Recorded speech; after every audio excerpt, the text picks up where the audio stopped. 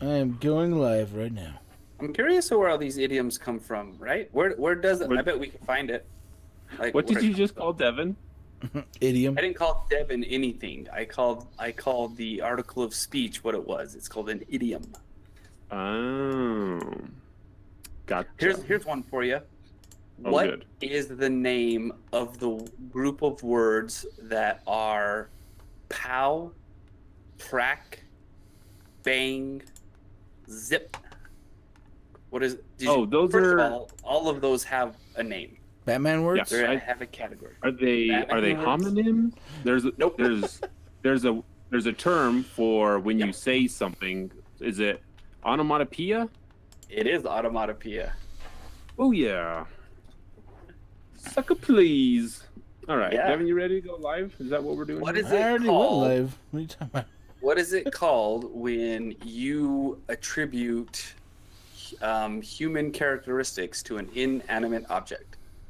I know this word, and it's a boy's word too. You are anthropomorphizing something. No. Yes, but no. Well, yeah, but no. Anthropomorphizement. So that has more to do with like giving it animal characteristics, right? So specifically human characteristics. Human anthropomorphizing. It's called personification, and the reason I remember is because if you say the word, what was the name of that game? Mad Gab Way. You know how you do a Mad Gab and you try to. Anyway, it might not be Mad Gab, but anyway, if you say the word kind of slowly and break it up, you get a purse on a vacation, and that's how I remembered. Because purses can't go on vacation. That's a human thing. So personification, purse on a vacation.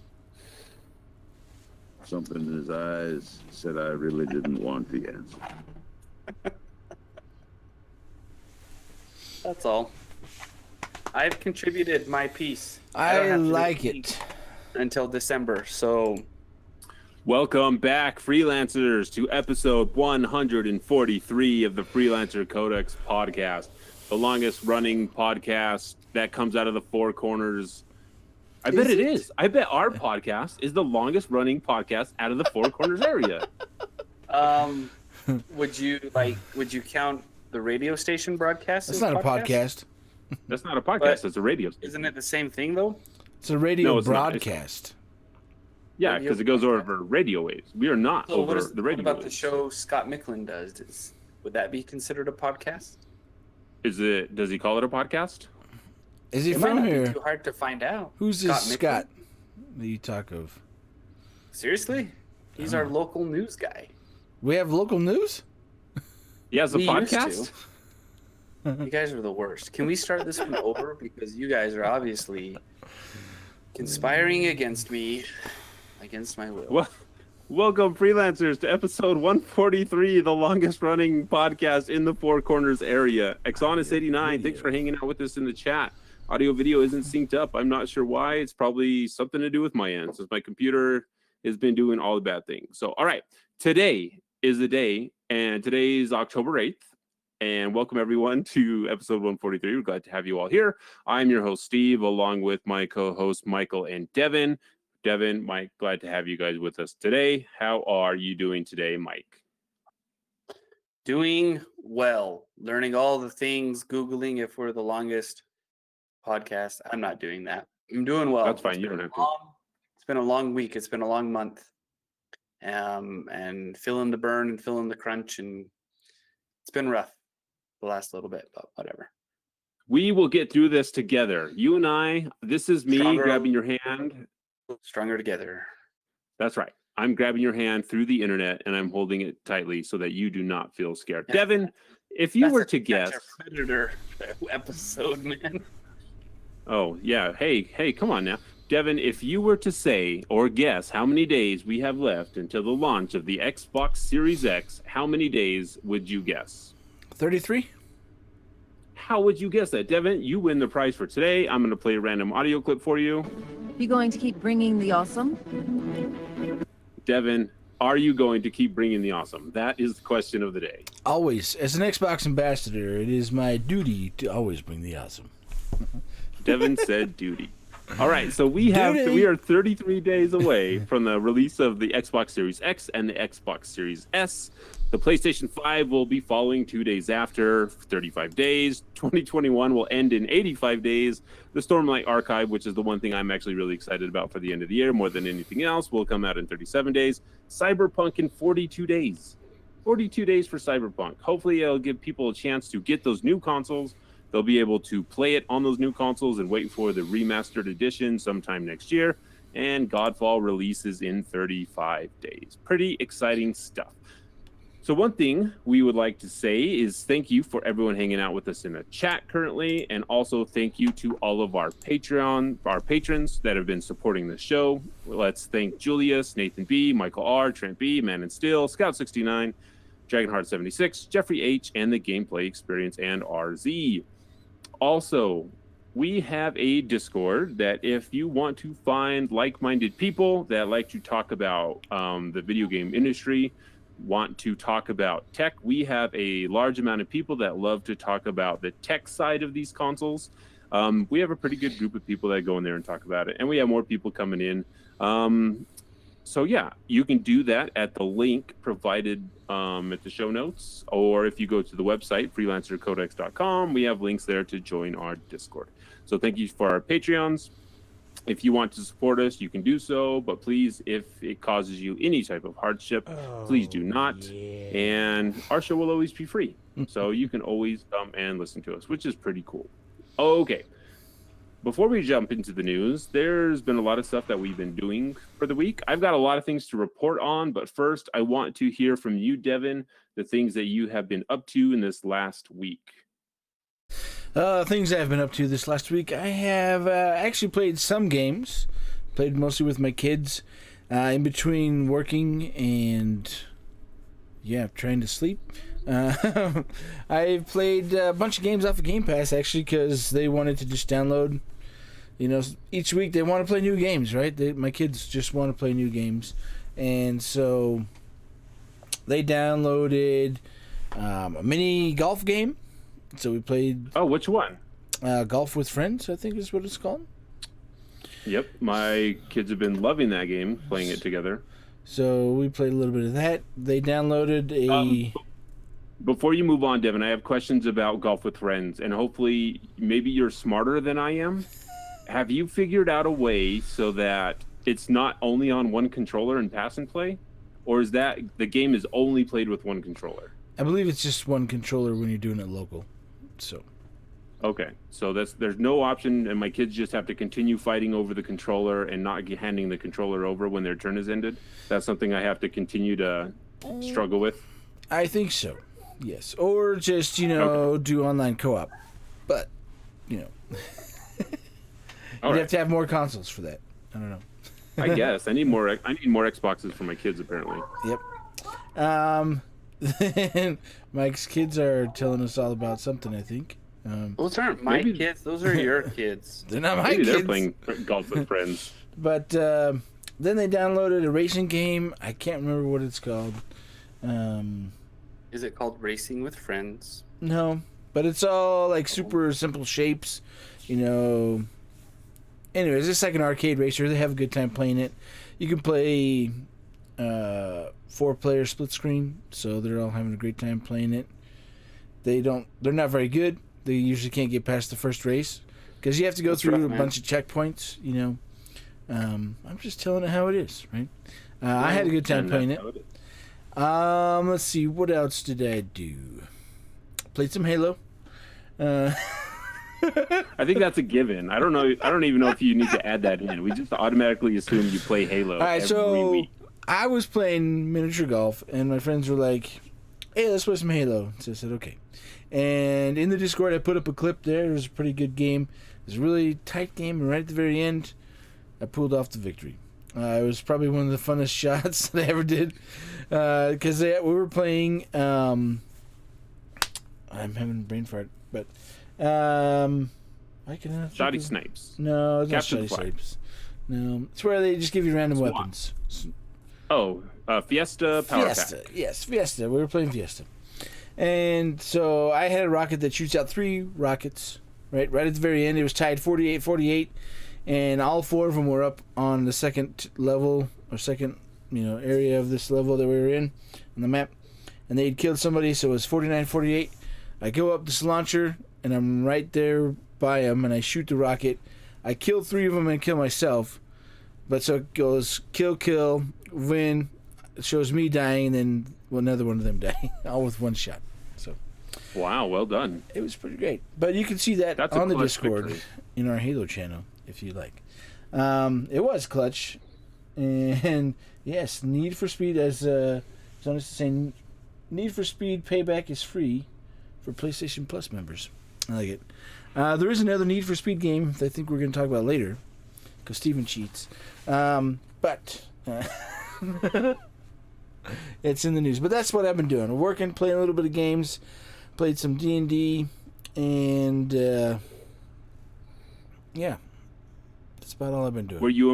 Were you a murder hobo in that campaign as well, or just in the campaign we played? I mean, we kill a lot of things, but we don't kill them all the time.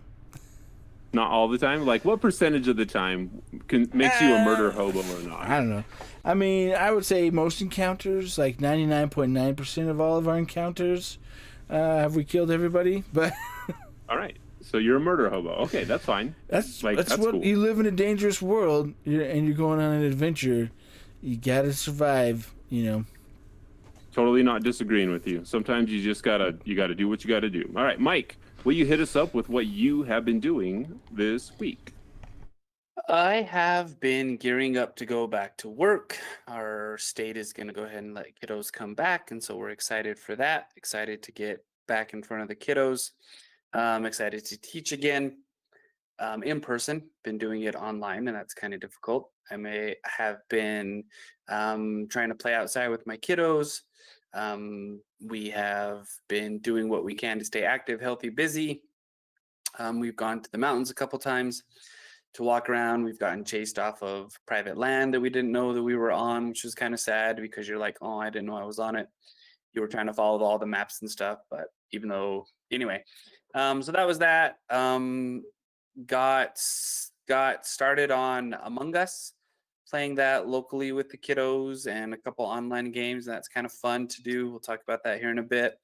And then that's about it, really. Just kind of going through it and, trying to be and trying to do and trying to stay busy and active and healthy. So that's about trying it. to be and trying to do. All right, sounds good. Yep. I'll get to my stuff. I'll get to my stuff really quick. I've got to write down some timestamps here because I've been forgetting every time, so I'm going to do it now. All right. So last week I said I would come back and I would report more on Star Wars Squadrons. I am sad to report that I did not play anymore because a game called Hades exists. And every time I sat down to play Star Wars Squadrons, I sat down, I booted it up, and I was like, I could play this game, or I could be playing Hades. And every time I opted just to go play more Hades, because that game is really, really good, and it'll be Game of the Year. I am going to try this week to go play some more Squadrons. Devon, you're wrong. Well, you haven't played it as much as I have. You So think I encourage Hades you is to going to actually beat go out Cyberpunk? Yes, I will Have you guarantee not been on the that internet? Hades... No, I have been on the internet, but not only that, Devon. Cyberpunk is going to come out this year? It is. Not only will it beat Cyberpunk as Game of the Year, it will also beat Last of Us 2 as Game of the Year. Oh yeah, It'll also probably top Animal Crossing. I don't know. There's a lot of Animal Crossing fans out there. The reason why I think it will is because Hades is such a perfect packaged game. You talk about Cyberpunk, you talk about Last of Us. I mean, these are big games. The Last of Us, I don't know if it'll be. I think for the production value alone, Last of Us 2 will definitely be in contention for Game of the Year. But because of how difficult it is to get through that story, I don't think it'll win out. I think Cyberpunk will be in there also. However, I think Cyberpunk is going to be too big for its own good.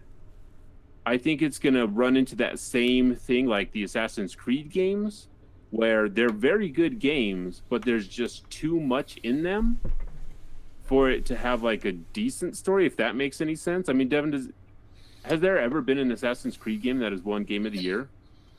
I mean, Assassin's Creed Origins was my game of the year when it came out in 2017. Was that when it came out? I don't think that's what he means. But I mean, depends on what you're talking about. Like, it could be a website's game of the year. Like, which game of the year are we talking about? Like, Jeff Keighley's Game Awards game of the year? Where are we getting this game of the year award from? There's a lot of them. Different places. From your mom. From your mom? Well, she would not like any of the games that we play. So I'm just checking really quick to see if it, because if I would assume that if it did win Game of the Year, it would have some accolades listed up here. But I don't even know. Did The Witcher 3 win Game of the Year? I'm guessing The Witcher had to have won Game of the Year. Witcher 3 wins Game of the Year. Did it? Game of the Awards. Yep. No, that was Bloodborne in 2015. So this is great radio. I could totally win over this. So Witcher wins overall Game of the Year 2015. So they did win in 2015 from some website, but I think, and because it is going to be very tough going up against Cyberpunk and The Last of Us, but I think personally that because of its package the way it is, because of like it has a more what's the word I'm looking for? It's a more of a feel-good game than I think Cyberpunk and definitely The Last of Us 2 are. And I kind of think that that's something that most people need right now as we get to the tail end of 2020 with everything that's happened this year, that I think it's definitely going to I know how to talk. I really do. I think it's going to resonate. For me, I think you're too close to the project, right? Like because you obviously like the game studio, right, that made it. And Hades is probably I haven't played it. I take your word for it that it's a great game. But I think of like Game of the Years, like those games have market saturation, right? Or their market penetration. They get out there and they're everywhere. Like I don't see Hades everywhere. Like when it first came out, there's news for like a day, and then when it was in early access there was news about it, but it's not as big of a game as like you talked about, like The Last of Us 2 or Cyberpunk, those kind of games that I think have mass market appeal and something that sticks with people. Like I don't even know how many copies Hades has sold. I mean, it is on almost every place. Like it's on where is it at? It's on PC. It's on Switch. It's on Steam, Epic, and Switch. But it also, I mean, I've seen articles for Hades every day on the major news websites. But you are probably right. Like I am probably way too close to this because I love the studio and I have since Bastion. So you're probably right. I probably have like I definitely think that like on this one, especially. No, you're right. I'm too close to it because I've been singing the praises of the game for 2 years, right? Ever since it came into early access, I've been like, hey, you guys need to play this. It's an amazing game. It's been awesome. And I guess I just feel like a lot of validation now that like people have been getting their hands on it and they do see like how good the game is. So I'm like, yeah, I wasn't wrong about this. Because could you there tell is that me thing where what was the game of the year last year without looking it up? it was Sekiro Shadows Die Twice. Was it? I don't know. I don't even know. Yes, I do. Wait, yeah. And from what game of the year though? Where did you get that from? Though? That was from the Game Awards. Okay. Yeah. Well, I was just wondering. Like I didn't remember it, so I'm like trying to think of like what does game of the year mean to people, like individuals. I mean, we could probably get a poll of like 511 people to get like the total U.S. gamer market, and really just. I see what you did there. That's like 511 people, right? That is a total, validation of the entire United States gaming market. But yeah. So to sum up my story, I did not play Squadrons anymore. I went back and played more Hades because I'm still working on making all the clears with all the weapons and getting through there. I really encourage you guys to do that. I know it's hard to go back to those games right now because we all kind of have a backlog of things that we really want to get to, and that's just adding on to it, right? But also like when you consider Hades is only like $20 and everything else is like $60 or $50, it's like the lowest barrier of entry for these awesome games. So it's like, hey, just go pick that thing up. All right. So that's Hades. Everyone should play it. It's going to be my game of the year. And I predict it'll be game of the year this year. I'll put money on it. All right. I also How much money? bought 172,000 cents. Baldur's Gate. Yeah. Baldur's Gate 3 released in early access this week. And I'm really excited about this. Devon was also, because we were playing Divinity Original Sin 2. Are we skipping to the news without Keanu? What's going on here? No, this is part of my okay. what I did this week. I see. So it released this week. We really enjoyed Divinity. Larian Studios does a great job with those games. So I was like, hey, no brainer, we're gonna pick up Baldur's Gate 3. Baldur's Gate 3 is only coming to early access right now. It is only like the first act of the game. They're saying it's about 20 hours. But with these games, you can always do way more than that because there's so many things that you can do. So at first I was kind of hesitant because it is early access and the game's not going to be out for a while. But I was like, I have a little bit of money right now. I'll buy it now. I'll play through it, and I can just kind of slowly play through it. So I purchased the game, attempted to boot it up for about 30 minutes. I could not get the thing to actually boot correctly from my system for some reason, and I don't have any problems with any other games booting. But it would like load in the background, crash to my desktop. The game would still be loading. I tried to tab over to it. I'd run it again. Then it was running 2 instances of the game at the same time. And after like 30 minutes, I kind of stopped and said to myself, like, why are you doing this? Like, the game isn't going to be out for a couple of years. It's early access. I know it's early access. I know that there's going to be problems. It's like, why not use that money for something else that, you know, I could actually be using now? Because you know what? I don't need to be in early access right now. Sorry, my camera's like really distracting me. There's an earthquake happening in the Four Corners. So instead of, and I had this moment of like, I need to play this because people are going to be talking about it. And then I was like, no, you don't. Like this game, like with Divinity, that game came out in like 2015, maybe 2017, Devon. And you and I barely started playing it last year. And guess what? That game was still good in 2019 when we played it. Mm-hmm. And I don't feel like I lost anything playing it 2 years later. So like, I'll just come back to this when it's ready. I'll get my refund, and I got my refund through Steam, and I feel better about it. And like, I don't have to, you know, pay $60 for something I'll touch a couple times to be like, I'll go back to that whenever it's time. So yeah, so I felt really good about that, and I got my refund from Baldur's Gate 3. So that's what I did. There you go. That's a good story, man. Yeah, that's my story, and I'm sticking to it. So, all right. Well, yeah. So we jump in. What else are you gonna do? I don't know. We can just like not. We can not stick to it, I guess. So, should we jump into the news then? Let's do it. I thought we were going faster. All right. I gotta talk to you about something.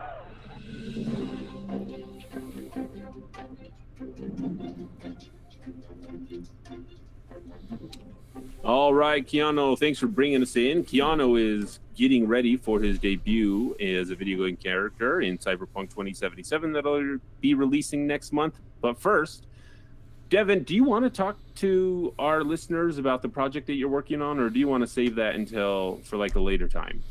No, it's fine. Yeah, I mean, because it's breaking news, right? I mean, it's not really, I guess, breaking news, but so Outriders changed their date, right? It was supposed to be holiday 2020, but they have, I mean, it kind of leaked last week on Steam where the release date was going to be February 2nd, 2021, and that got changed real quick, and then yesterday they did a little announcement for an announcement.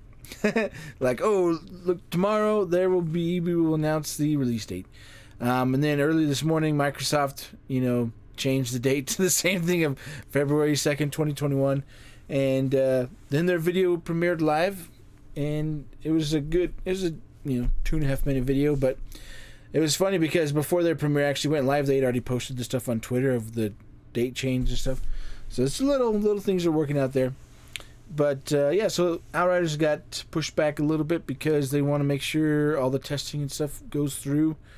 And based on their blog post, they said, their testing team was hit the hardest, and it's been a lot harder to test the game than they anticipated due to coronavirus and not being at a studio together. So they want to be able to make sure that, the game works great when it comes out. But as far as project, that's one of the things I'm working on because I've been kind of following Outriders really since this E3.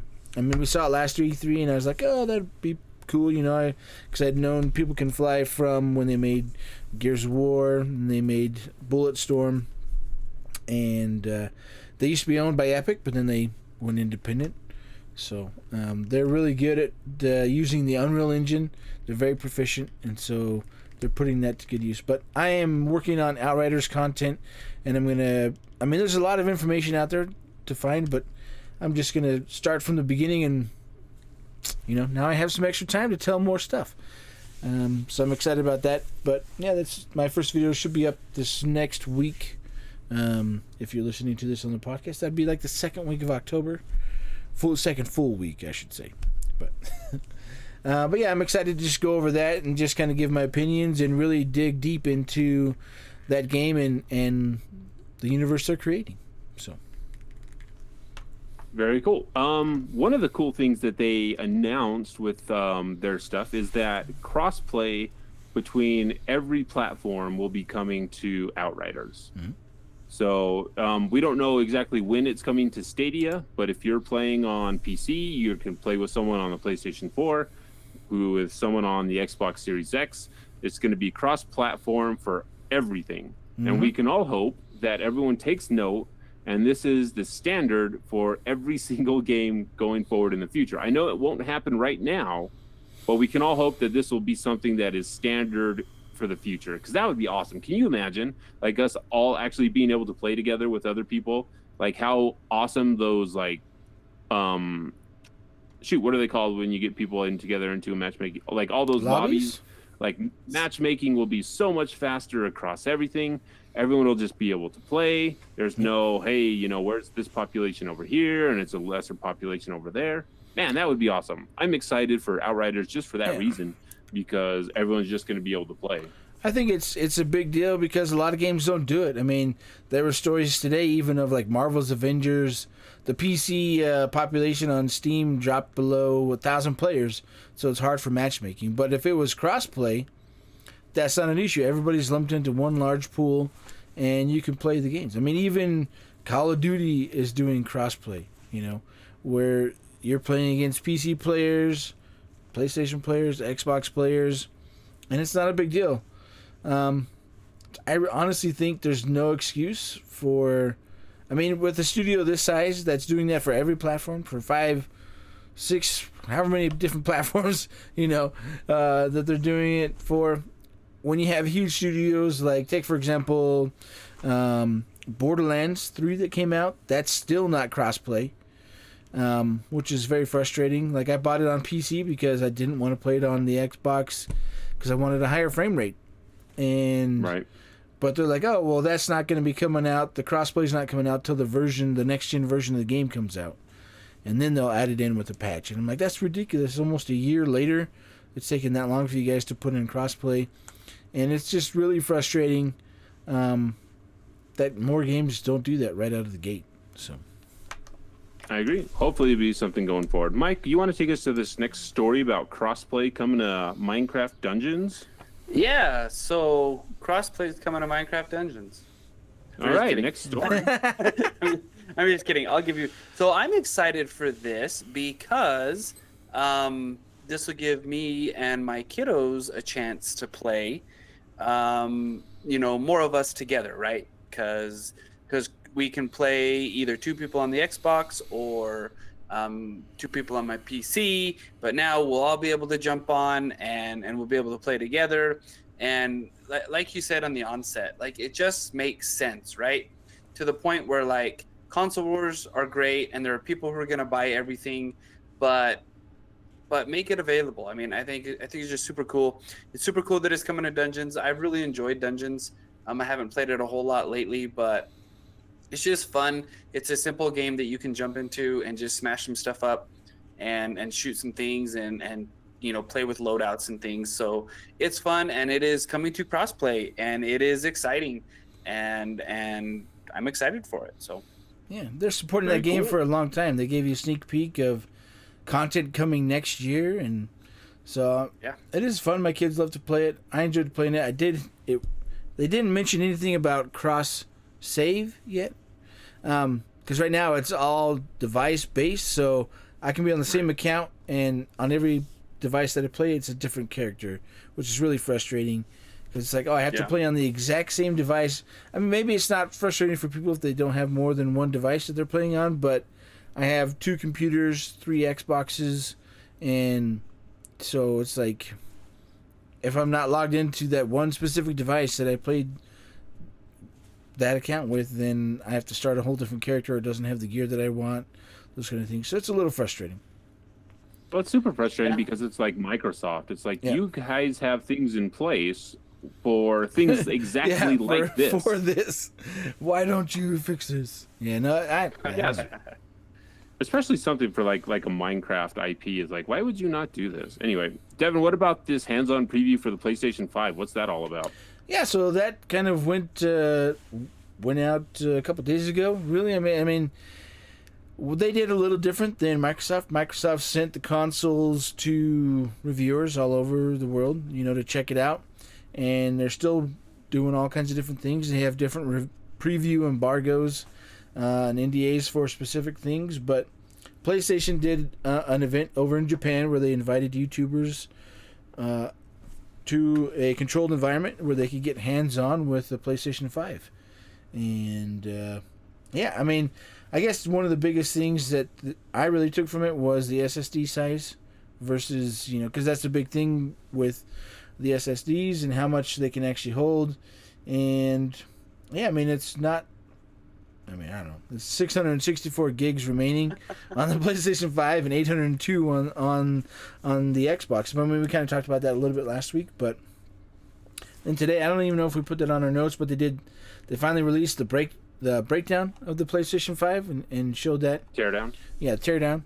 And so you got to take it apart a little bit to put that expandable hard drive in there. I don't know. People are kind of making fun of that on Twitter. They're having like comparisons, like how to put expandable storage into your next gen console. Same kind of, it's the same kind of thing, like role reversal versus like how to share games with your friends from the PlayStation. It's like, I can just stick this in the back of the Xbox, or I have to take the top off, I have to unscrew a thing, put it in there, screw in another thing, put it back, careful sticking things in the back of the Xbox. Okay, So careful taking tops off, because that creates issues. just leave it all open, all right? Give it more. No, I think I definitely think they need more hands-on stuff, and everybody wants more information about these consoles, right? They're a little over a month away, and we have a lot of information for Xbox. We're getting more information for the PlayStation, and it's exciting. It's always exciting around a new console launch. So, yeah. So one of the interesting things when we're talking about the PlayStation 5 teardown, the PlayStation 5 is massive. Like when they were taking that thing apart, like, and this is easy to compare and contrast to the Series X, which is just a big monolith, like a little mini fridge. It's a rectangle, it comes apart, it's super compact, and it's built that way. The PlayStation 5 is not. It's very large, it's very spread out, it has a very massive heatsink, but it just seems like when they were taking that thing apart that there is so much wasted space inside the PlayStation 5. It looks like it definitely does not need to be as big as it is, and I am not an engineer. I don't understand thermodynamics and heat distribution in these things, but it's huge. Like, even like the PCB board, the motherboard of the PlayStation 5 is massive. Like, we have motherboards and PCs that are way smaller than this. Like, I don't understand why it needs to be so large. But even like when they were taking apart the Blu-ray drive, there's a shroud that goes over the Blu-ray drive, and it seems like 30% of that shroud is just open space that doesn't need to be there. I was like, what is that weird? Why does it look so weird, that huge device? But it is weird. I do like, however, I really like the idea of custom side panels being made by third parties or even by Sony and all these other game developers. Because that is one thing I have always wanted. I want to be able to change the look of my Xbox One X. I want to be able to take the cover off, and if I feel like, hey, I'm going to represent Halo today, I want to put the Halo cover on, or I want to put the Gears of War cover on, or I want to put the Hades cover on if that game ever comes to Xbox. I would like an easy way to do that, and there has never, with any console, been an easy way to do that. Even opening up the Xbox One X, I think is a pain to open. Like, it's difficult to get into. It's like, I don't like doing it even when I clean these things out. It's difficult to do. So being able to just pull off the side panels, swap them out, replace them, leave them off if you want to, I guess. I think it looks worse with them off, personally. Like, there will be third-party companies that make custom side panels, and it'll change the way that the console looks. There will be companies that are like, hey, guess what? You wanted a square rectangle? With these side panels, your PlayStation 5 will be a square rectangle. And I'm excited for that kind of stuff. We'll see. It might take off. Kinda... It didn't work so well with the 360 faceplate, right? So, I mean, they had that there for a while, but, you know, people just really didn't buy that many of them. So it just kind of went away and they stopped doing it because it was, you know, not many people do it. I mean, you could still buy wraps for your consoles, for current gen consoles right now if you want to change the wrap and the look of it. But I don't know, maybe because it's Sony, it'll take off, and, you know, because the internet loves Sony, and I don't know. But well, I mean, like the faceplates have their issue because they don't, like, if you get a black faceplate for your white 360, I mean, it doesn't mesh at all, right? I mean, you would want to change the entire thing. And doing the vinyls, like the vinyls, you have to apply them yourself. They're bubbles. You have to take them off, and you have to fight with adhesive. Like, this is an easy way to change the look of your PlayStation 5 if that's what someone wants to do. Yeah. And with the advent of, like, everyone has a 3D printer, people will be printing their own side panels. So there will be a lot of cool looking PlayStation 5s out there, and they'll all be custom, but they'll be pretty cool looking. But other than that, it's a big, massive machine, and I don't know why it needs to be that big. Like, even taking it apart, they like had so many little extra pieces that they had to take apart. A lot of stuff. And you're like, just like, look, like, it's just a box. Like, look at the GameCube. The GameCube did it. They fit it all in a tiny little thing. All right. With that said, I would like to continue talking about PlayStation 5 because there was an event this Sunday at 3 o'clock in the morning our time that for some reason I was up for, because a lot of I can't talk right now. So a lot of Japanese YouTubers got access to the PlayStation 5, so they started showing off Astro's Playroom, the game that comes preloaded on every PlayStation 5 that you'll want to quickly delete so that you can free up some of that space. They got to play that. They got to play Godfall and some other games that I was not interested in. So I woke up, watched about 10 different Japanese YouTubers play Godfall, to varying success of these players. Like, you can tell, like, some people just have never really played with a controller before. Like, I imagine a lot of people that stream are like keyboard and mouse YouTubers, right? So when people get a controller in their hands and they never use the right analog stick to, like, control their camera, it's, like, really weird.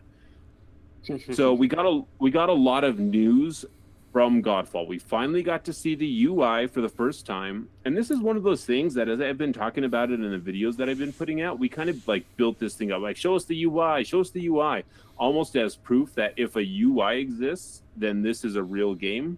And then they showed off the UI, and it did what a UI needs to do. It needs to be out of the way to where you get the information that you need. Otherwise, it's, like, down in the corner and you don't really see it. So we got the UI. It's a nice, clean, functional UI. It's not messy. It's not loud and in your face. So we got that. We got to see the last 2 Valor plates. So we have all 12 of them accounted for. We don't know the names of all 12 of them, but we've been able to see all 12 different Valor plates, and they all look really cool.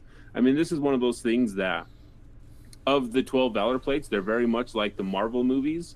There's not a bad Marvel movie, but there are some Marvel movies that are better than others, but none of them are outright bad, right? So that's very similar to what the Valor plates are. They all look really cool.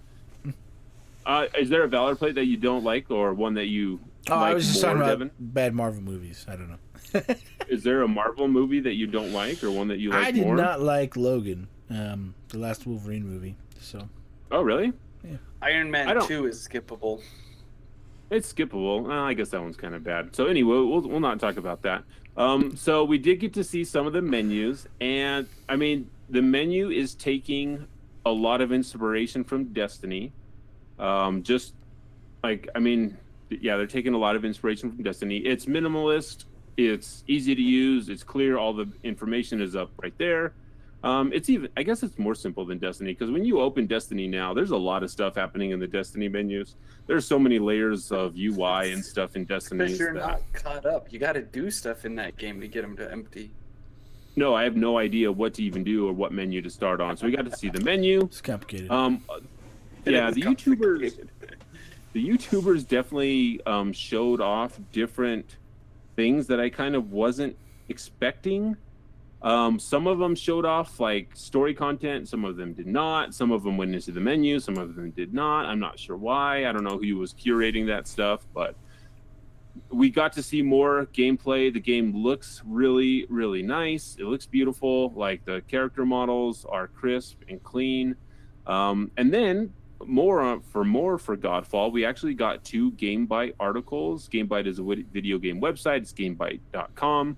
Lara Jackson was the author of these articles. She got to interview Dick Haney, who is the technical director of Godfall. And we got to learn more about Endgame. And Devon and Mike, this is something I think you guys will like. I'll just kind of lay out what their Endgame is like.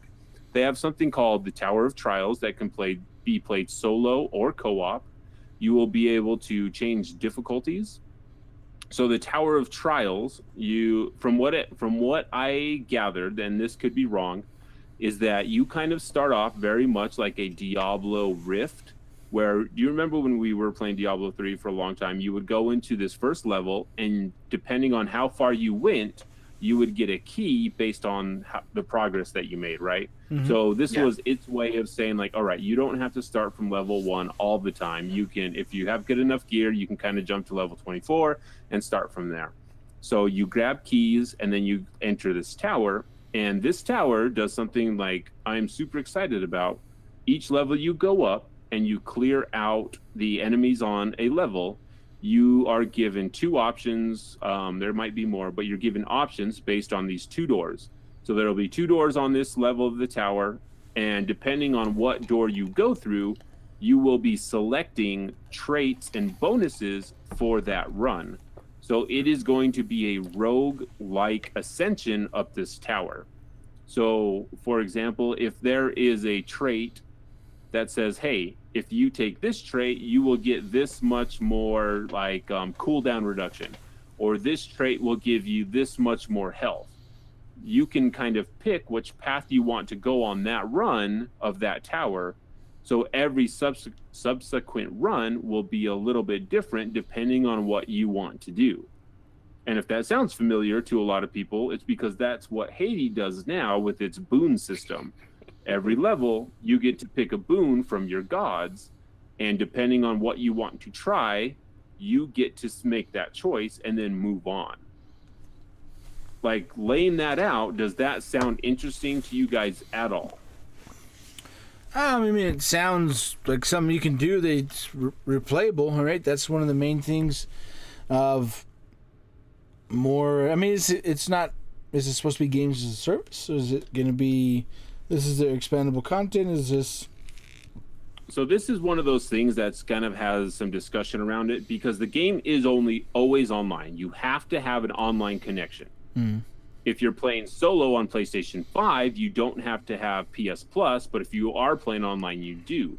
They keep saying that this is not a games as a service, but there will be updates in the future via DLC. So it's like an is and it isn't situation. Okay. Which one is it?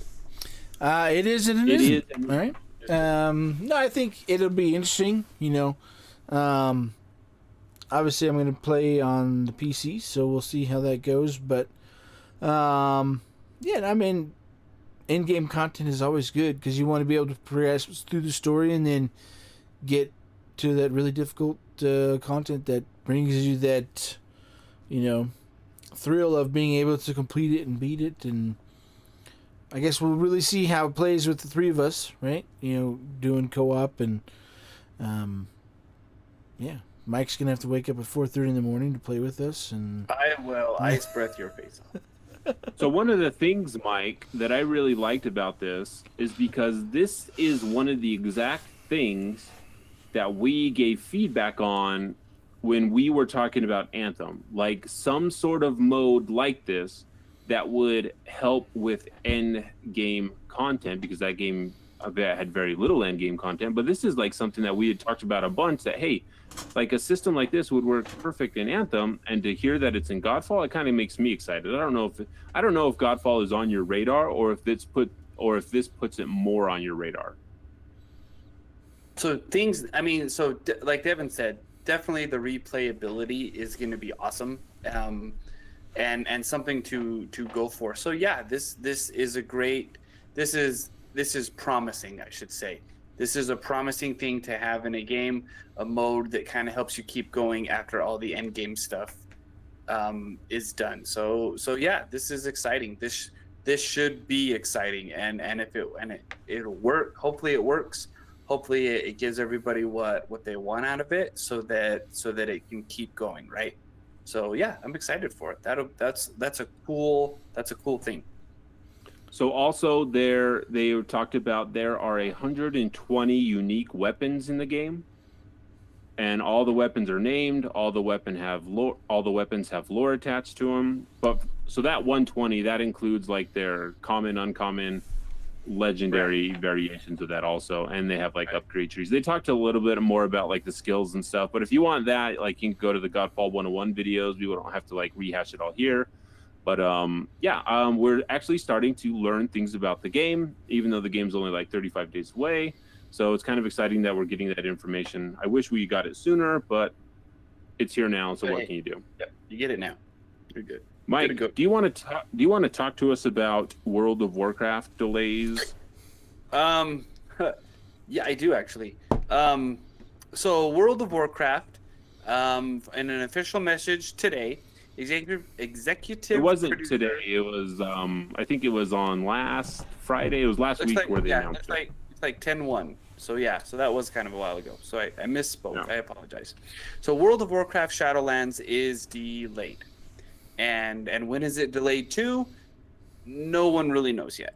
But the expected release is sometime this year, which is nice. But then I almost get to feeling like everybody's kind of giving. I should say, I'm gonna back up. I have given lots of companies kind of a pass on this year and their release dates, because everything seems like it's being pushed back and pushed back and pushed back for reasons that are very obvious, or that like, yeah, of course it's pushed back. People can't work. People that we've talked to on the show who are working from home, stuff is being pushed back. So logistically, it's tough to do. And so when I get messages, when I hear news like this, that stuff is being pushed back, I'm not surprised. It kind of stinks for the people who rely on it to pay the bills, and my heart goes out to them. But yeah, it's almost like, yeah, I mean, it's delayed, so wait for the next thing. And then when the next thing gets delayed, which is kind of why I tease and jest that that Cyberpunk isn't going to come out this year, even though it's supposed to, right? It just seems like everything's getting pushed back, and that's just kind of the way of it. We can't really do anything about it. We can just say okay, but there are definitely people who dislike that. But I mean, what can you do, right? So yeah. Sorry everybody who plays World of Warcraft. It's been delayed. Sorry for you. And Devon, I know you were playing for a while. Have you like dropped off completely and just kind of like never going back to WoW? Yeah, no, I mean, I was playing with a couple buddies from work, and it's fine to play, but there's so many buttons that you have to push everything else. It's like, you gotta go this road, and you got another road of that one, and all these things, and it's like, I need to know like 40 different buttons of what to do, when to do it. And the problem is like when you're playing with people who have played it for forever, it's easy for them to just burn through older content that you have no idea. And so I was playing with them, but just like skipping content after content, skipping the story. And so like there was no connection for me to the game at all. It's just like, oh, I'm just burning to level and not having any kind of connection with this game whatsoever. And so I was just like, I just don't want to pay $15 a month to play it when I'm just going to burn through it and it's not enjoyable. I mean, I had a good time playing with them, but I wasn't really enjoying the game like by myself, when you can go through the content and those kind of things. because would go through it at a different pace because it's my first time trying to go through stuff, so I got to figure things out, and they're just like 1,000 steps ahead, type of thing. And so you don't have to read that. We go here and we kill this thing. You don't have to worry about that. Yeah, pretty much, and it wasn't very enjoyable that way. So yeah, I don't really play it. Also, I really just want to use a controller because that's what I mainly play games with. And if your game's too complicated to play with a controller, then I probably don't want to play it. So I would assume if those are shots fired, man. Yeah, I'd assume if Elder Scrolls Online could figure it out, like a company like Blizzard could figure it out. They do have. I mean, there has been talks that they did recently create a controller scheme to play the game with. Because there's been rumors for a long time that World of Warcraft was coming to consoles. So, I don't know. But, yeah. I mean, it'd be interesting to start all the way over. Steven can't play it, though. So, that's a rule that I've heard. No. That's a rule that you've made? No. I didn't make that Divorce rule. is a thing, so I probably shouldn't play it. So... I got really, really addicted to World of Warcraft for a really long time. So in 2004, after I came back from Argentina, I started playing. No, I came back in 2006. The game released in 2004. So, I mean, I got into it, deep into it, to the point where, how, Mike, when you're thinking about Destiny and you just go on to see if your weapons are still in the vault. Warcraft had a way of getting its hooks into you to where you all right, I got to go check the auction house. I got to go check this. What if I do this one last thing? What if I just go over here and get this one more bar? Because there's so many things to do in that game, and it makes it easy. It's and really I had to stop myself because I recognized in myself that it was being very self-destructive to me, and even how I performed at work. Because of how much I didn't know this about you. This is interesting. You don't know I have an addictive personality? You didn't know that about me? No, I didn't know. I didn't know World of Warcraft was one of your addictions. That's wow. Huh. Yeah. So after Burning Crusade came out, I had to put a kibosh on it, and because it was getting really, really bad. So I stopped myself from playing it, and I set a rule for myself to never play this game again. So honestly, Devon, quit cold turkey. Not whole turkey. I quit whole turkey. You quit cold turkey, never going back?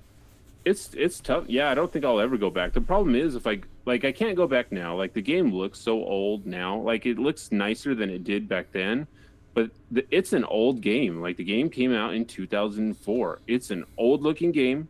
They are doing some updates to it, but I don't know, the old guard from Blizzard, most of those people have moved on. I know that there's still a lot of great talent that works at Blizzard, but Blizzard is definitely not the same Blizzard that made Warcraft 3. They're not the same Blizzard that made Orcs and Humans or Warcraft 2. Those games that I grew up loving, it's just not there anymore. Yeah. And that's fine. All those people have gone on to make new studios. We talked about Mike Morheim going and making 2 new studios. Ben Brode from the Hearthstone team went on to Second Dinner. There's another studio, Devon, what's the name of it? It's what the crap is? It's Campfire or something. Yeah. But they left a long time ago, and I don't know when they're ever going to put out a game, but yeah, it's going back and playing Mass Effect 1. It's I can't even look at it. It's yep. It's better to leave that stuff in the memory, right? So just leave it. Leave it on the bank. It's like when we talk about watching Beast Wars. In my mind, Beast Wars is a way better cartoon because my. Wouldn't it work if you went back and watched it and you're like, oh my gosh. Yeah, because my 11-year-old mind was much dumber than it is now. I mean, I'm still dumb, but it's better to just have that filter of nostalgia that makes that cartoon look way better than it actually is. I mean, if you go back and look at it, the ground is all just one flat texture. The entirety of the earth is one flat texture. And that's all they could do back then. I mean, that's what they had to work with, and that's what they did. And story-wise, I still love that show. I think it's an awesome show to have as hey, that was something that I really, really enjoyed. Is it awesome? No. Do I want them to remake it? Maybe. If they can make it cool, that's fine. It won't ruin my memories of it. I'll still have the old show. So, yeah. So I can't go back. Devon, you are Yeah, Devon, you're an Xbox ambassador. You put a bunch of Xbox stats in here. I noticed you didn't put any PlayStation 5 stats on the sheet today. You want to hit us with these next the record year for Xbox Game Studios? Yeah, man. I mean, I follow Xbox. I don't really follow PlayStation stuff, so I don't really know their stats. So, no, this was just like from an article they put out late last week or early this week.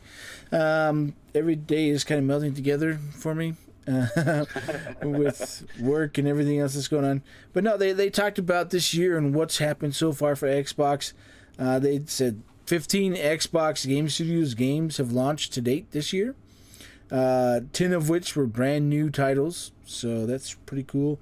They had 1.66 billion hours played just from those titles, of first party titles. It's the most ever from Xbox Game Studio titles, so that is a lot of stuff. They released a new Microsoft Flight Simulator. That's been a pretty big hit. It's been Xbox and Microsoft franchise since 1990 something, or not 1990. What did they say? Oh, they scored Metacritic of 92, but it's been their longest running franchise. It's been on. Shoot, it's been out for forever. It was on. Yeah, it was like on DOS systems a long time ago. Yeah. So when we only had green screens. It's true. Yeah. But they had a lot of cool stuff. They just mentioned different things. And obviously, they added to the studios. And now they have 23 plus... Well, they have 23 studios with multiple teams within those, studios. Like we were talking about Minecraft earlier. And they have 5 studios that work on Minecraft from Mojang, or however you say it. Mojang. And they're not even, none of them are actually even working on Minecraft Dungeons. That's a whole different studio. They have a team that works, with the developers to do that kind of stuff, just like they did with the other Minecraft games that weren't actually Minecraft. But so it's like, wow, that's kind of crazy. Like, what are they making, right? But yeah, so the future for Xbox is pretty exciting. Future for PlayStation is exciting. Lots of great games coming out. It's a good time to be a gamer. So, I agree. Speaking of a good time to be a gamer, there was a good time to be a gamer a couple of years ago. Mike, you want to tell us about Need for Speed Hot Pursuit? So, if you all remember, that Need for Speed Hot Pursuit was a super, super fun game, right? So, and just like everything that is coming out now, it is being remastered. Dun, dun, dun. Yeah. And remastered is always awesome, right? Well, except for some things that get remastered that shouldn't be. But anyway, so Need for Speed Hot Pursuit is being remastered, and it is coming out November 6th. And that's like right around the corner, right? That's like right around the corner. So the original Cops versus Racers game came out in 2010. You guys remember what you were doing in 2010? Yeah. So we were working together and playing video games. Oh, good. Oh, that's awesome. We were playing Need for Speed Hot Pursuit. Need for Speed Hot Pursuit. So kind of the thing that we've been talking about recently, with our whole Beast Wars and our nostalgia kick, is that when you think back to those things, everything looks like it did for that era, right? So the big thing in this one is the first thing that you're going to see is that there's a huge visual upgrade that takes advantage of current day hardware, which should, and the game will support cross-platform multiplayer, meaning you can play with your friends no matter what system they're on. I think more and more people are understanding that people who want to play games with people regardless of where they play them. Right, so hopefully, like we said, more studios are jumping on this and saying, you know what, let's just create games, right? We'll let the console wars just kind of end. We'll upgrade our systems as it comes. People will still pick one over the other because that's what people do, and that's okay. There's nothing wrong with that. And then we get into the tech specs that Devon likes to hear about. So the game will run at 1080p at 30 FPS, and that's on the Xbox One and the Switch and the PlayStation 4. The PlayStation 4 Pro and Xbox One players can actually pick between 2 different performance modes. They can pick between 1080p at 60 FPS or a 4K 30 FPS fidelity mode. Okay, on PC you can play at 4K at a maximum of 60 feet per second. And I've always wondered on why they limit your Frames feet per second. to 60. No, that means Feet per second. So the frame rate. So again, just the tech specs that Devon likes to talk about and hear about. But the it's coming out. It's gonna be remastered. Grab your buddies and kick yourself back to 2010. You can listen to Enya on the radio. I'm not sure who was big in 2010, but you can play Need for Speed Hot Pursuit. So Yeah. pretty cool. Yeah. I'm getting it on PC. So So there you go. I think Need for Speed Hot Pursuit was probably the most fun racing game I've played in a really long time. I really like Forza. Forza is a gorgeous looking game. But Need for Speed Hot Pursuit had like the arcade gameplay down, like they had it down, and it was really fun. Like the nice thing about that game is like the leaderboards. Like Devon and I were working together, and this is probably more of like we talked about it all the time, and we like bugged each other about our high scores. So that's probably why we liked it so much. Like I probably wouldn't have given it, two thoughts if we didn't have that back and forth between the two of us, right? It probably wouldn't have even been a game that I played. But in Need for Speed Hot Pursuit, there were a bunch of challenges like, hey, how fast can you take down this car? So we were actually we were doing a lot of these just saying, hey, did you see the leaderboard? Did you see the update going back and forth? check that out. Like there was there was one time where Devon, for some reason, the car that you were chasing bugged out. And it didn't even go, so you were able to get that thing in 10 seconds. I think you remember incorrectly because I remember that about you, not me. No, it definitely wasn't me because I remember. I have a good memory. Your guys' memories aren't very good.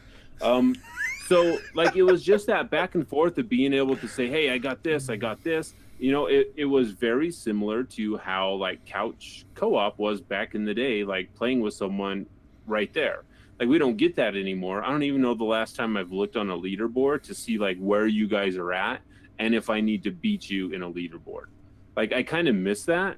Because I like that back and forth, but also it's you got to spend a lot of time mastering those courses to get good in order to do that. And I'm I could either do that or I could be playing Hades. That's a Hades callback. But I'm You actually gotta play kind more of games, excited. Steven. Broaden your horizon. It's true. I should go play some more Halo. But I'm actually excited. There's a lot of different I don't know Halo if I'm games. excited for this. I guess I don't have to be excited for it because I'm guessing Andrew Wilson will probably send me a personalized copy of this that I can play to try out. But we'll have to see. So I'm excited that Devon, you will be able to play Need for Speed Hot Pursuit again. It'd be cool if those old leaderboards were still up. You know what I should do? Because I have my 360 and I still have my copy. I should hook it up and see if the leaderboards are still there. I think I will do that. I will do that tomorrow. I will go down to my basement, get my 360 out, hook it up, and see if those leaderboards are still there, and we'll see how many of them I'm winning and how many of them you are winning on. So that'll be a lot of fun. It'll be a trip down memory lane. All right, another thing that we have. Oh, it will. Why wouldn't it boot up? It's a 360. Those things always boot up. Man, if that button turns red, I'll be so upset. It's a ring. Just really quick. Yeah. Well, it's not a ring anymore on the new ones. Remember, it's just the button. Yes. They got rid of the stuff around them, and I have I forget which one it is. It's it wasn't the Slim. It was the one after the Slim. But it was the one before they made them look like the Xbox One. You guys remember that? Mike, you had one. You had a 360 that looked like an Xbox One. That was a weird thing that they were doing. You still have it? Your older brother didn't sell it for some reason without telling you? No, he didn't. I actually have two of those. I have the very last two of the very last generation of 360s that looked like the very first generation of the One X. Why do you have two of them? Don't ask questions. I'm not on trial here. I'm not saying you're on trial. I'm just curious why you have two of them. How'd you end up with two of them? I just do. I remember why you have two of them. So my second question, now that I remember why you have two of them, is why do you not have them set up so your kids can play Minecraft with each other? Because they're 360s. That's old school tech, man. You don't do the last trick. You do the new trick. But it's like Minecraft. Minecraft runs on everything. You could just have them like dedicated Minecraft boxes. Because it's not enough just to have a 360. You have to have something to play it on, right? There has to be a visual component to this. And if I were to do that, because of the issues that arise with virtual learning in our house anyway, I would be sleeping outside or underwater with the fishes. My wife would see to that.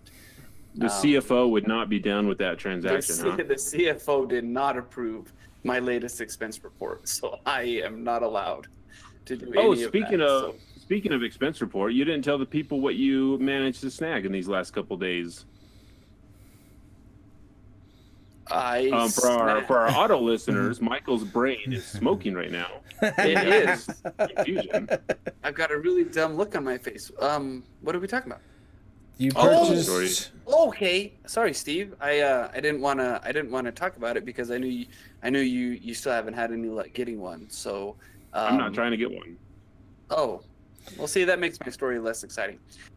Steven doesn't care about next gen consoles. Okay. He doesn't. He's weird like that. He's like, I want to play I'm on so a next gen. He's like, I'm I want already a in Commodore next gen. 64. I was able to, and I hope you all get the chance to do this too, but I was able to snag a pre-order of an Xbox One S. Series S. Series S. All right, Grandma, you're confusing everyone with these names. I don't know. Are the worst. What's the Xbox do I right? get? No. Some Xbox exec was like, no, this is a good name. This is a really good name. Which phone do I buy this year? So it was funny because Devon kept texting us. Devon would text us, hey, Target has them on pre-order. And I would jump to it, and their pre-orders would be sold out. You know, it would happen 3 days in a row. Hey, they're open now. And it would happen at different times of the day. And Devon is pretty good at checking that stuff. So he would check in and let Steven and I know. And then Devon quit. He gave up. He was like, fine, they're not going to get one. Maybe I'm jinxing it all. And so I just happened to look at my phone and like, hey, let me just check it. Why not, right? Because that was like a game in and of itself, you know, trying to go to the next level. So I was able to get one. Long story short, I was able to get one. It should be here. Although I did get kind of nervous. I saw a blog post saying, or not a blog post, a news story saying that a bunch of stores weren't honoring pre-orders, and I'm like, oh, that's gonna stink.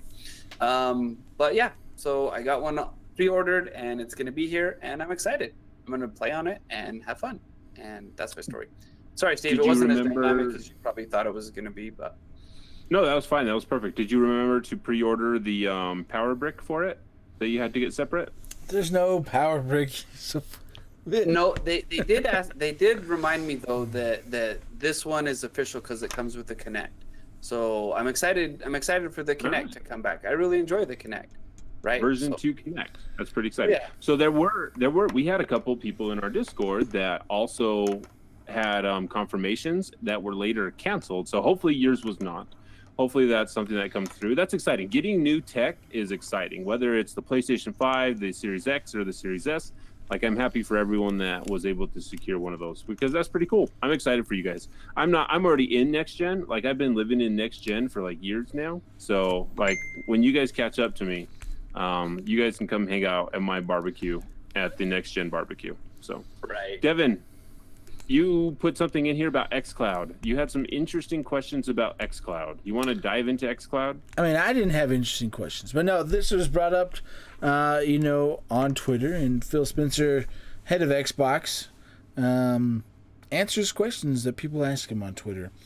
And basically it was brought up, it's like, why doesn't Xbox Game Pass have a streaming to console and PC for game demos, right? So you want to check out a new game before you play it, why not use Xcloud for that, right? So you can play it, you stream it, you play it. Do I like it? Yes, sure, I'll buy it, and you download it. Phil Spencer said, yes, we want to do this. It's in the long list of cool things the Xcloud team is working on just a bit further down the list. But we want a console and PC players to be able to browse as easily as mobile players. It's a good Game Pass feature, right? Would that interest you guys, being able to stream a game beforehand to test it out and decide if you want to buy it? Stream it to our consoles or stream it to our phones? To your console or PC. Mike, I'll let you answer first. Yeah, it's a sound idea in theory, right? You're like, yeah, I definitely want to do that. I like to try things out before I play it. But then when you get into the fine print, you're like, well, what does that mean? Do I get to try it out before I play it? Like, do they give me in a 60-hour game? Do I get the first 6 hours? In an online live service game, do I get the first 2 levels? So there's definitely some things there because you can start a game and realize that this isn't something you want to play, right? And you kind of have to get deep into that to figure that out. But it also almost feels like, Devon, that kind of exists anyway with Game Pass, right? Because Yeah, I mean, you can do that with Game Pass. I have a pretty hardcore example of this because my boys were able to. They played Lego Worlds, and it was on Game Pass, right? And they played it, and they loved it. And then one day when they went to go play, it was gone, right? And I'm like, oh, this game is gone. What happened? Let's find it, boys. What'd you do? Did you race it? Whatever. Long story short, it left Game Pass and was now only available in the buy option, right? And so that is how I have a purchased copy of Lego Worlds, because we tried it on Game Pass and the boys liked it. Side note, they haven't played it since. Got him. Now that I say that, Interesting. I might have to have them play that game tomorrow just so that I can say that they still play it. Right? I bought this for you guys to play. No, I think the only difference is, right, with Xcloud, you don't have to download it. It's just you're streaming it and you're playing it, and then you can decide, if you want to download it or not. Xcloud is definitely a great place. There's not I think demos are kind of, they still have them, right? There's still demos of games, but they're not as prolific as they used to be. Like, every game came out and had a demo. You used to get demos of games in magazines. It's like that kind of stuff just doesn't, it's not really a big thing right now. And like you said, it's hard with live service games and all these future games that it's like, how do you, future games? Give them only a certain amount to play in a demo? So it's definitely difficult to do, but I think it's a good idea and to allow people to test them out. I think just having more games in Xcloud is a great idea. And I just really want it to be on PC already so that I can stream games on my PC if I want. But, yeah. I think one of the things that, while we're talking about this and use cases that, that we haven't brought up yet, would be something like an E3 week. During E3 week, these games you can just stream and you have them for like 2 hours. Like, go test these games that are on the show floor. If you cannot be at E3 in person, you can still get the experience from home. Like, that's a use case that I think would be really cool. Yeah, and they just limit to you, hey, you get to try this for an hour, right? And that would be fine. Beta testing for games. Like, we're having a Halo Infinite beta test this weekend. You don't have to download the game. You don't have to, have that bandwidth. I mean, you're still going to have some stuff because you're streaming it. But then you just play test the game there, log in, play test it, do your Halo Infinite, and get out. I mean, there's other things that they could do there. Like, and those are just a couple ideas off the top of my head that they could utilize, like a streaming service.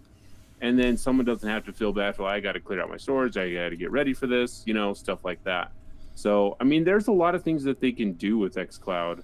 And you know what? The Xbox team has at least been thinking outside of the box recently. I hope that they, continue to do that.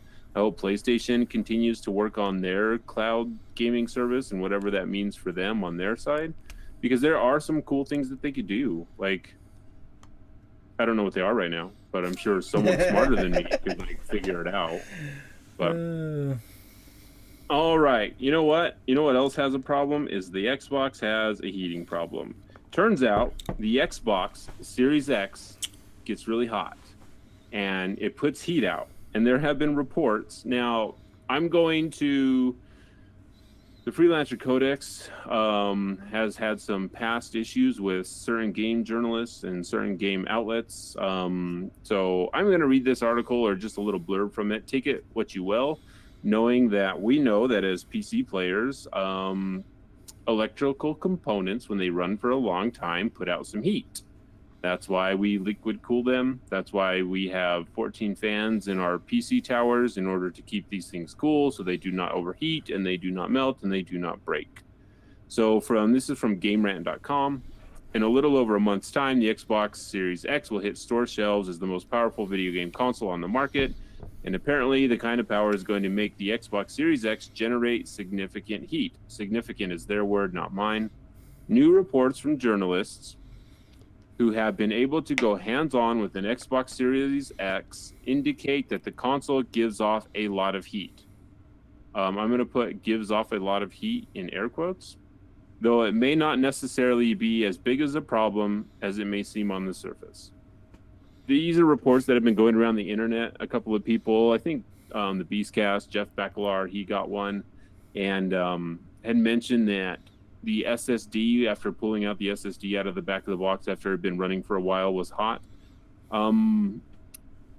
As someone who uses USB drives a lot in my field of work, I have burned my hand a few times on SSDs when I'm running information off of them, especially because SS or USB drives are very small.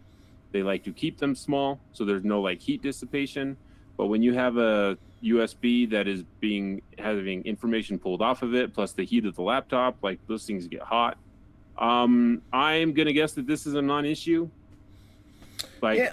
I think, hey Rusted, how's it going? I think Microsoft has learned a lot from the Red Ring of Death and the thermal paste and the heat issues that console had.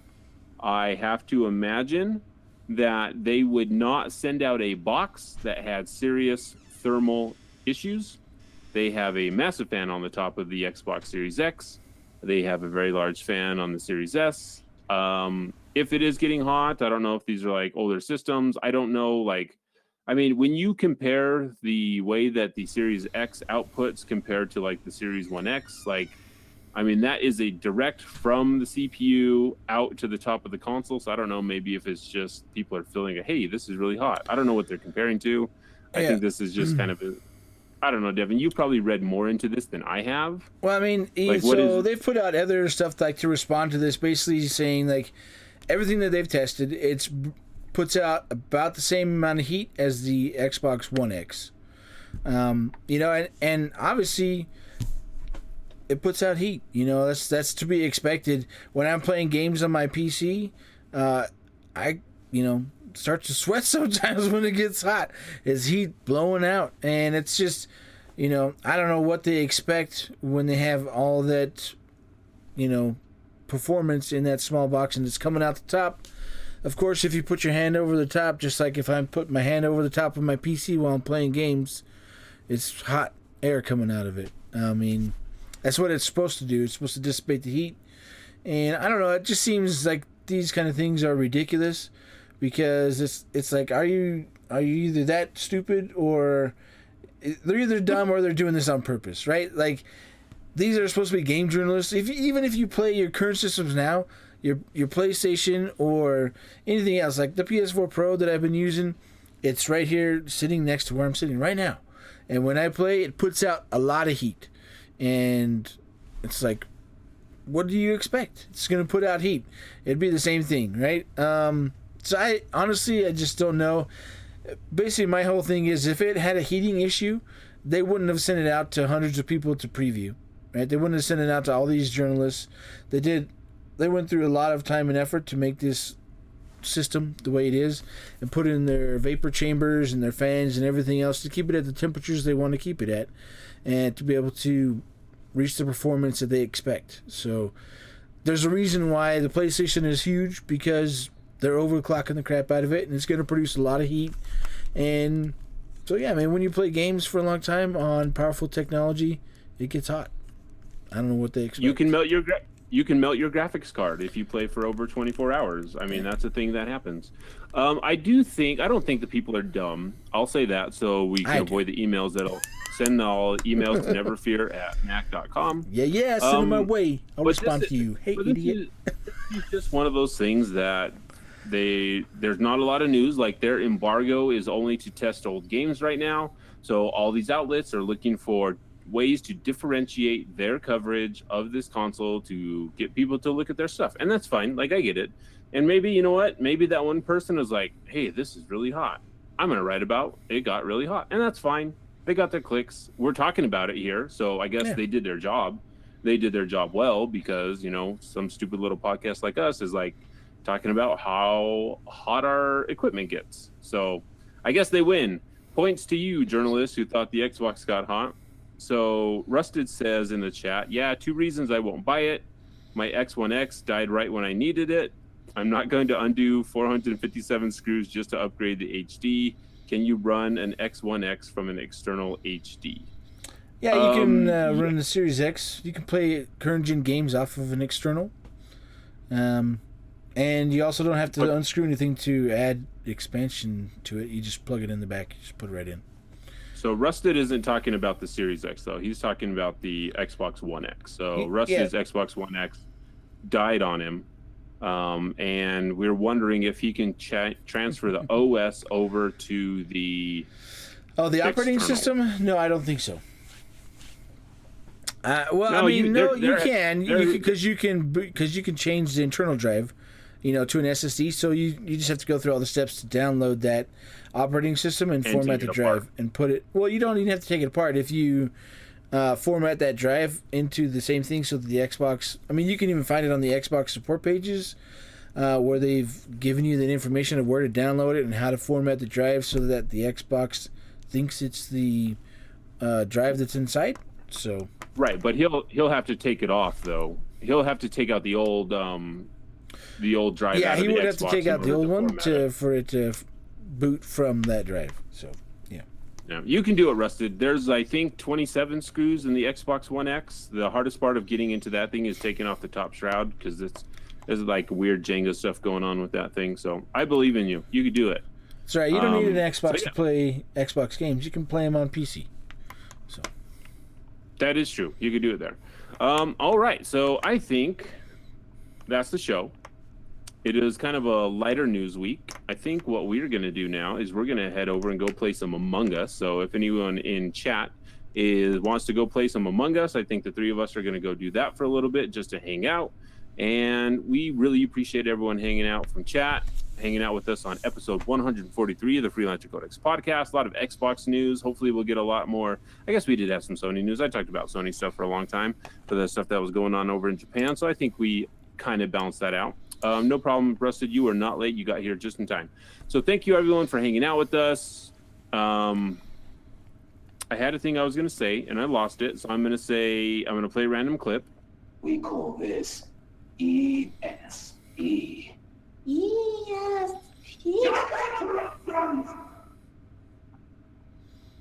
Some brains can lift objects.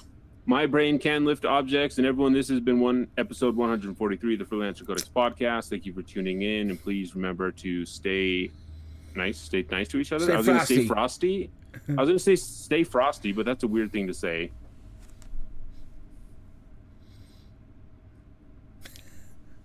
if you're playing something, we can't hear it. Oh, that's right. I am playing something, but I forgot to switch the output for this particular clip. So I'm going to play this for you. Hey, ladies, how about we focus on getting out of here instead of slapping each other like a bunch of little kids? And that's the end of the show.